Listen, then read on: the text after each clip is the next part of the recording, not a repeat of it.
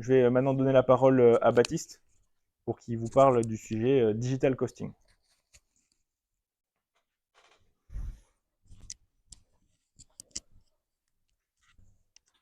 Merci Louis pour cette présentation. Et maintenant, on va passer à Digital Costing. Donc, pour remettre dans le contexte, quel est ce projet? Eh bien, tout simplement, on l'a imaginé dans un contexte où une entreprise va se développer. Elle va se développer et elle va créer des produits. Et pour créer ces produits-là, elle va donner un chiffrage sur ces produits-là. Et plus une entreprise va se développer, et plus elle va créer de nouveaux produits. Et la création de produits, eh c'est quelque chose qui va prendre du temps et qui est primordial de bien chiffrer pour la pérennité de l'entreprise, pour qu'elle fasse des marges qui sont constantes et que le produit puisse avoir un bon cycle de vie. La problématique, c'est que chiffrer un nouveau produit, eh bien, c'est chronophage. Et c'est aussi complexe parce que ça prend énormément de paramètres en compte. On peut imaginer les différents types de matières du produit, le contexte économique actuel, etc. Et donc tout ça prend du temps à faire et demande une expertise des personnes qui le font. Malheureusement, si une entreprise se développe, elle va devoir mettre de plus en plus de personnes et donc former de plus en plus de monde. Et elle va passer de plus en plus de temps à faire cette tâche de chiffrage et donc va avoir du mal à tenir le rythme. Et donc, elle va avoir un besoin qui va être de réduire ce temps de chiffrage. Et donc, elle va avoir besoin de l'optimiser pour que ces équipes qui vont avoir cette expertise pour pouvoir chiffrer avec exactitude le prix de leur nouveau produit puissent le faire avec une vision globale du contexte actuel, de toutes les caractéristiques de ce nouveau produit et ceci de manière optimisée. Et pour cela, eh bien, nous avons imaginé un outil d'intelligence artificielle qui propose à ces équipes-là un chiffrage qui soit pertinent et qui soit basé sur toutes les informations qui puissent avoir une influence sur ce nouveau produit. Et bien entendu, ce chiffrage serait fait de manière rapide et fiable pour que cela puisse pérenniser tout le cycle de vie du produit en question. Cela apporterait bien entendu un gain de temps et de précision dans le processus du chiffrage pour l'entreprise et assurerait, par exemple, la supply chain de l'entreprise. Pour cela, nous nous sommes appuyés sur un sujet où nous avons pris des données d'un magasin qui propose des produits de type de la mode, des vêtements, des lunettes, des chaussures, etc. Nous avons pris toutes les informations qu'il y avait autour de ces vêtements, de ces produits-là, et nous avons pu recueillir les données suivantes. Nous avons pu recueillir des photos, des articles, nous avons pu recueillir une description textuelle, donc qui va proposer, eh bien, par exemple, dans le cas de ces lunettes, le fait que ce soit des lunettes de soleil avec une monture en branche en plastique, le poids et une description assez rapide de la couleur, par exemple. Et enfin, une description dite normée de l'article, où là, on va avoir vraiment des catégories. Donc, par exemple, le type de produit, ce sont des lunettes de soleil, le coût, bien entendu, le type le sous-type de produit, donc c'est des lunettes de soleil, et après la composition avec la matière, etc., etc. Mais ce qu'il faut savoir, c'est que dans les modèles classiques de deep learning, donc de machine learning, d'intelligence artificielle, en général, nous avons un seul type de ces trois données. Là, nous avons vraiment un échantillon de données qui est assez large. Nous avons des photos, nous avons du texte et nous avons des données qui sont structurées. Donc, il va falloir utiliser différents blocs de l'intelligence artificielle pour pouvoir résoudre ce problème. Dans un premier temps, nous allons utiliser de la computer vision pour analyser les images. Dans un second temps, nous allons utiliser du NLP pour pouvoir analyser le texte, la description de l'article. Et enfin, on peut aussi utiliser tout ce qui va être autour de la donnée tabulaire pour pouvoir traiter le problème de données tabulaires. Et cela va se traduire dans un modèle qui va avoir différentes modalités. Dans un premier temps, on peut se dire, on va essayer de prendre chaque type de données et de voir ce que cela nous donne lorsqu'on essaye de prédire le prix. Donc, si on reprend la computer vision, nous partons d'une image et nous voulons obtenir un prix. Comment nous allons faire? Eh bien, nous allons utiliser un type de modèle qui prend en entrée des images, que l'on appellera ici CNN encodeur, qui va nous extraire toutes les informations pertinentes de notre image. Et une fois que nous avons obtenu toutes ces informations pertinentes, qui sont au format tout simplement de chiffres sur un vecteur, eh bien, nous allons le passer dans un autre type de bloc de deep learning qui va nous permettre de ressortir un prix unique. Et nous obtenons donc un prix par rapport à l'image. De la même manière, en utilisant le NLP, nous partons d'un texte. Nous allons le faire passer cette fois-ci dans un bloc de deep learning que l'on va nommer transformer encodeur, qui va nous ressortir les features importantes de notre texte. Et encore une fois, nous allons le passer dans un autre bloc qui va nous permettre de sortir le prix associé à ce texte-là. Et finalement, pour les données tabulaires, nous allons directement passer par ce dernier bloc de deep learning qui va nous permettre d'extraire le prix. Car les données tabulaires sont beaucoup plus faciles à analyser que les données telles que les images ou le texte qui sont, elles, beaucoup plus variées et beaucoup plus complexes. Et donc, pour pouvoir extraire les features importantes, nous avons besoin de modèles beaucoup plus hauts. Mais une fois qu'on a ça, le problème qu'on va avoir, c'est que chacun de nos modèles ne prend en compte qu'un seul type de nos données. Et nous, ce qu'on aimerait bien avoir, c'est avoir une vision globale de notre produit pour avoir le prix le plus précis possible et qui prenne en compte l'entièreté de toutes les informations qu'on a. Pas seulement les données, pas seulement les données tabulaires, pas seulement l'image, pas seulement le texte, mais vraiment tout. Et donc, on a réfléchi et on a mis au point un nouveau modèle qui va nous permettre de tout prendre en compte. Ce modèle, on va l'appeler multimodal, c'est-à-dire qu'il va prendre plusieurs modalités dans son architecture pour nous permettre d'estimer un prix. Et pour le faire, nous nous sommes basés sur les différents modèles que nous avions juste avant.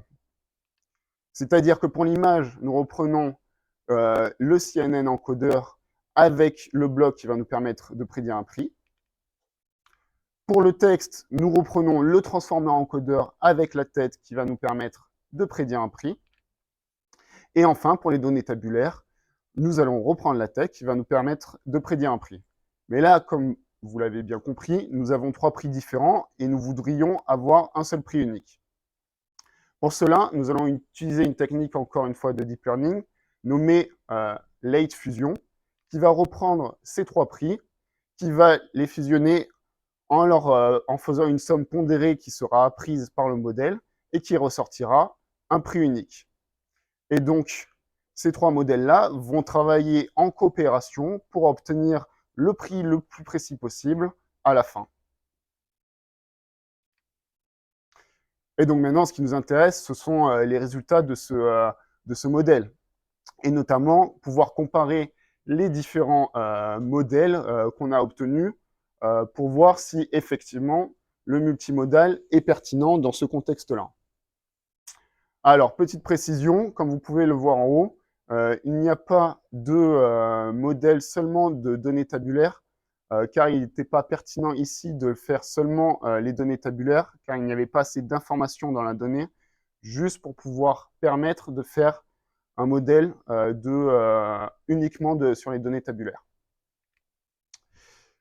La première métrique que je vais vous montrer ici est la RMSE. Donc, c'est tout simplement l'écart entre le prix, c'est l'écart moyen entre le prix d'un objet et le prix prédit.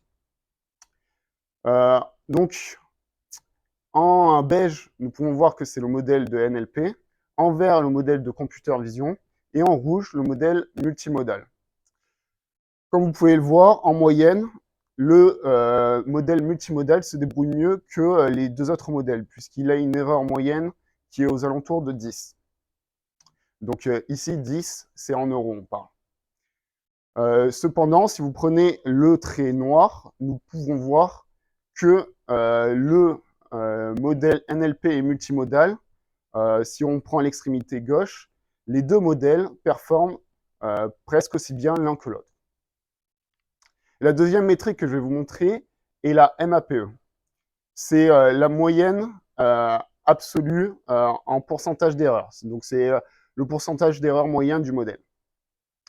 Nous pouvons voir que cette fois-ci, le NLP et le multimodal ont en moyenne la même marge d'erreur. Et sur le minimum, on a même le NLP qui fait moins d'erreurs. Cette différence par rapport à la RMSE s'explique car la MAPE est une mesure qui est plus sensible aux données qui sont plus petites qu'aux données qui sont plus grandes. Et donc, du coup, on peut avoir une variation entre les deux. Pardon. Donc, finalement, ce que l'on peut dire de ces métriques-là, c'est que, de manière générale, le multimodal va mieux se débrouiller que les deux autres types de modèles, que le computer vision n'est pas suffisant, les images ne sont pas suffisantes pour extraire le prix d'un article, mais que le NLP, quant à lui, a des résultats qui sont très prometteurs. Donc, il y a beaucoup d'informations dans le texte, un peu moins dans les images, et encore moins dans les données tabulaires. Cependant, de manière générale, si on rassemble les trois types d'informations, nous obtenons un résultat qui est plus consistant et qui va être en moyenne plus proche de la réalité. Donc nous avons vraiment un multimodal qui a fonctionné. Maintenant, vous allez me dire, si vous avez bien pu voir, la MAPE à 0,2, donc ça veut dire qu'on a une marge d'erreur qui est de 20%. 20%, c'est quand même beaucoup sur une marge d'erreur, surtout quand on essaye d'être précis. Oui, mais dans notre jeu de données, comme je vous l'ai dit, nous avons pris des articles sur Internet et donc du coup, nous avons pris le prix qu'il y avait d'affiché. Dans la vie d'un article, il y a différents prix. Il y a le prix auquel l'entreprise l'achète, qu'on appelle coût de production, et qui va être basé sur différentes informations. La première, la matière qui est utilisée, qui va participer à une certaine partie du prix. La seconde, les colorants, la couleur, s'il y a des motifs, ça va aussi influencer sur le prix. Et enfin, le type. Donc, si c'est plutôt une robe, un pantalon, etc., cela aussi va influencer sur le prix. Et donc, tout ça va constituer le coût de production. Maintenant, si on prend le prix que l'on a obtenu, nous obtenons un prix qui est aux alentours de 12 € pour cette robe. Mais pour ce même article, l'entreprise, elle a besoin de faire des marges dessus. Donc, on repart de ce prix de 12 € qui est basé sur la matière, la couleur et le type d'article. Et à cela, on va ajouter la marge que se fait l'entreprise et tout ce qui va influencer sur la marge que va vouloir se faire l'entreprise sur un article donné. Et nous obtenons un prix, cette fois-ci, qui n'est plus de 12 €, mais de 39,99 €. Ce qu'il faut comprendre par là, c'est que la matière, la couleur et le type vont être des facteurs qui sont fixes. C'est-à-dire que on prend un article, on extrait sa matière, sa couleur et son type, on va avoir un certain prix. On reprend un article qui va être similaire en tout point, eh bien le prix sera le même si la matière, la couleur et le type sont les mêmes. Néanmoins, sur les prix que nous avons obtenus, que nous avons utilisés, nous avons cette part qui va être variable, car c'est l'entreprise qui a décidé de faire une marge dessus. Donc, si c'est une collaboration avec une autre entreprise, il va vouloir potentiellement se faire plus de marge, etc. Et ça, c'est quelque chose qui est très difficile à saisir, notamment dans les données que nous avions sous la main. Mais cela ne s'arrête pas là. Dans notre projet, nous avons utilisé différents types de données, mais il est important aussi pour une entreprise de savoir qu'est-ce qui a motivé un modèle à dire si à donner un prix plus élevé ou moins élevé en fonction de l'article. Et pour cela, nous nous appuyons sur une branche qui s'appelle l'explicabilité. La première, c'est l'explicabilité en computer vision. Nous prenons une image et nous faisons passer cette image dans le modèle et nous regardons où est-ce que le modèle a mis son attention pour pouvoir extraire les features importantes de l'image. Ce qui nous donne en sortie ce que l'on appelle une GradCam avec la même image, mais en rouge, les points d'attention de notre modèle. Nous avons la même chose en NLP, où nous prenons le texte original, nous le faisons passer dans le module de NLP, et en sortie, nous voyons où est-ce que le modèle a mis son attention pour extraire les features importantes. Et finalement, pour les données tabulaires, nous partons des données tabulaires, nous le faisons passer encore une fois dans le modèle, et nous pouvons voir quelles sont les différentes features qui ont motivé le modèle à donner un prix plus ou moins élevé, et leur importance. Finalement, sur ce projet,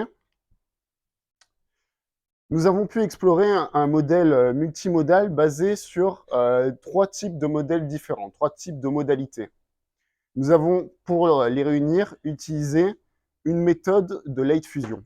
Mais il existe plein d'autres types de fusion différentes.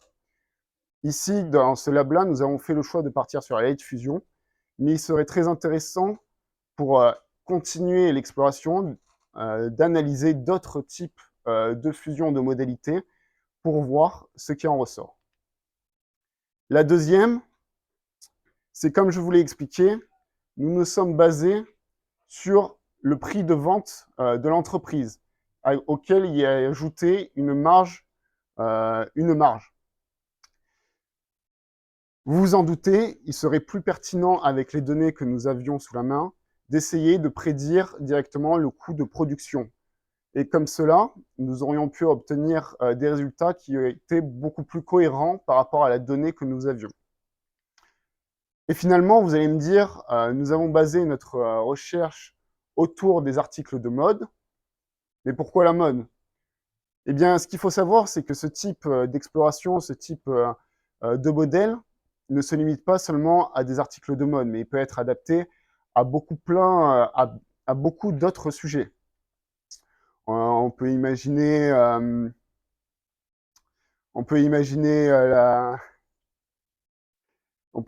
la bourse ou d'autres choses qui va pouvoir prendre d'autres informations et les réunir autour d'une et même entité. Et finalement, on peut aussi utiliser d'autres types d'entrées. Nous avons pu voir les images, le texte et les données tabulaires, mais on peut très bien aussi imaginer des objets en 3 dimensions, par exemple. Merci pour votre écoute. C'est fini pour Digital Costing. Si vous avez des questions, n'hésitez pas. Merci Baptiste. On a une question dans le chat. Tu parles de plans 3D, d'objets 3D. Est-ce que tu peux nous en dire plus comment on peut les utiliser pour estimer un coût de production ou un prix? Quelle approche technique est-ce que tu penses qu'il peut être utilisé pour utiliser cette donnée? Oui, bien sûr. Eh bien, dans un plan 3D, nous avons plein d'informations qui sont contenues à l'intérieur. Nous avons 2 approches principales qui peuvent fonctionner. La première, c'est d'extraire plein de KPI de ces objets 3D, tels que le volume, le poids, la complexité de la pièce avec le nombre de courbures, le nombre de points, etc., qui va nous permettre d'avoir une idée de la complexité d'un modèle 3D et que l'on va pouvoir donner au modèle comme d'autres données tabulaires qu'on a pu voir précédemment. Ça, ce serait la première approche. La seconde approche serait de le voir tel qu'un module à part entière. Et cette fois-ci, on utiliserait un modèle 3D, un modèle qui prend des objets 3D en entrée et qui va nous ressortir des features telles qu'on a pu le voir pour le module d'image ou pour le module de NLP. Et donc, ce qu'il faut savoir, c'est que les modèles de 3D sont des modèles encore plus poussés et plus gourmands.